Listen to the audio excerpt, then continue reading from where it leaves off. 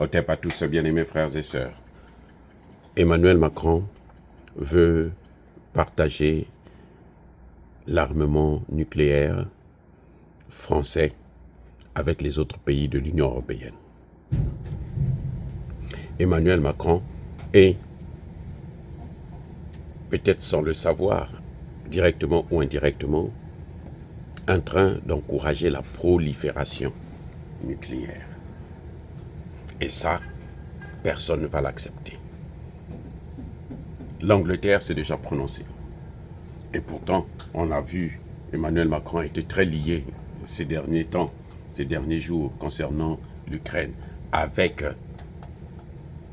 comment vous l'appelez, Starmer, le Premier ministre britannique. Mais aujourd'hui, ce Premier ministre vient de déclarer qu'il est contre la prolifération nucléaire et il va se battre pour éviter que ça puisse se passer. Les amis, ça devient compliqué.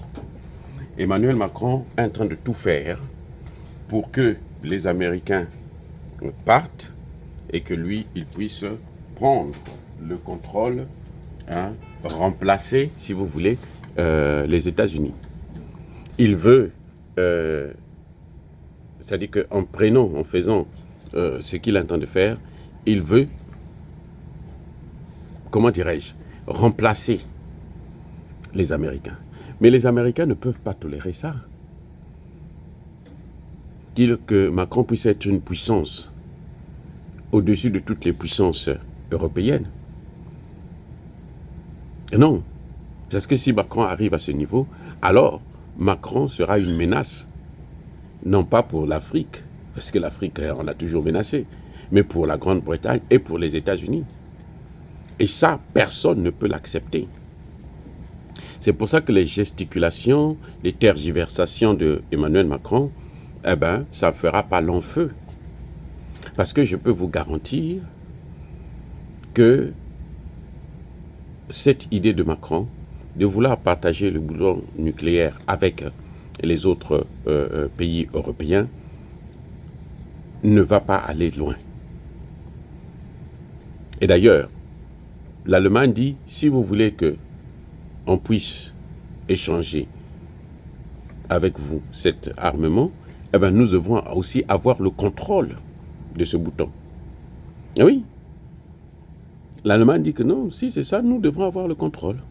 Et ce que Macron oubliait, c'est que, mais cette arme-là vient de l'Allemagne. Ce sont les Allemands qui ont créé ça. Ils peuvent le refaire encore, ils peuvent avoir encore ça. Ils peuvent, comment dirais-je, relancer cet armement-là. Ils ont les moyens, ils ont l'intelligence, ils ont les compétences pour ça. Ils ont l'argent pour ça. Et ça dit que Emmanuel Macron est en train de jouer à un jeu très, très, très dangereux. Dans un monde où, eh ben, de plus en plus, les puissances n'importe quelle puissance se dit, moi, je dois me protéger. Et donc, la seule façon de me protéger, c'est avoir cette arme-là, parce que ceux qui l'ont, ce sont ceux-là qui sont en train de détruire nos pays. C'est pour ça que beaucoup des gens, beaucoup des pays veulent maintenant l'avoir. Et l'Allemagne, c'est une puissance. C'est la première puissance économique de l'Europe.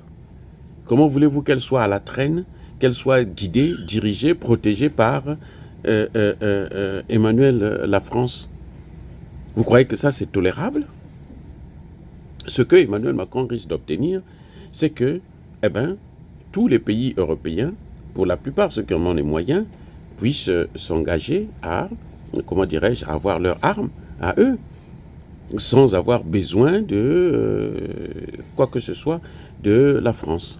Voilà ce qui me semble être en phase, ce qui me semble être la finalité.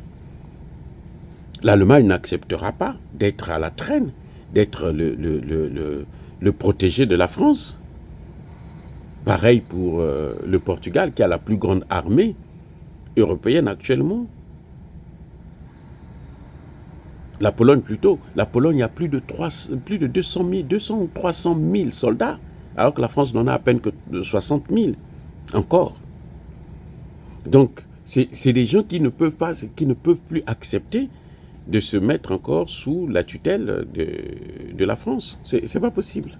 Ça veut dire que ce n'est pas possible du tout. Et c'est un jeu très, très, très dangereux que Emmanuel Macron est en train de utiliser. Les amis, encore une fois, soyez bénis. Soyez abondamment bénis par le Dieu de Kémité, par nos ancêtres angélisés.